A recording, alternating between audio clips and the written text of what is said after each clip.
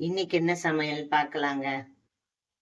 சோம்பு, பட்டை, லவங்கம், ஏலக்காய், இஞ்சி, பூண்டு, வரமிளகாய், 1 ஸ்பூன் தேங்காய், அப்புறம் 10 சின்ன வெங்காயம், ஜீரகம், மிளகு கொரகொரப்பா அரைச்சிக்கோங்க. வாழைக்காவை பொடியா நறுக்கிக்கோங்க.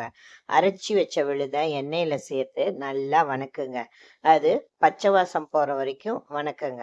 வணக்குன உடனே அதுல தேவையான உப்பு, மஞ்சத்தூள் சேர்த்து நல்லா கிளறி விடுங்க. இப்ப வெட்டி வச்ச வாழைக்காவை அதுல சேர்த்து நல்லா கிளறணுங்க. அந்த மசாலெல்லாம் வாழைக்கால சேர்ற வரைக்கும் நல்லா கிளறிட்டு ஒரு தட்டு போட்டு ஒரு 5 நிமிஷம் மூடி வைங்க. அப்பதான் வாழைக்காவும் வேகும், மசாலாவும் அதுல பிடிக்கும். இது வெந்ததுக்கு அப்புறம் ஒரு வாட்டி கிளறி விட்டுட்டு மூடியை திறந்து வச்சிடுங்க. இதை நல்லா ட்ரை ரோஸ்ட் பண்ணுங்க. வாழைக்காய் ஒன்னோட ஒன்று ஒட்டக்கூடாதுங்க. அந்த மாதிரி வணக்குங்க. இது தயிர் சாதத்தோட சூப்பரா இருக்குங்க.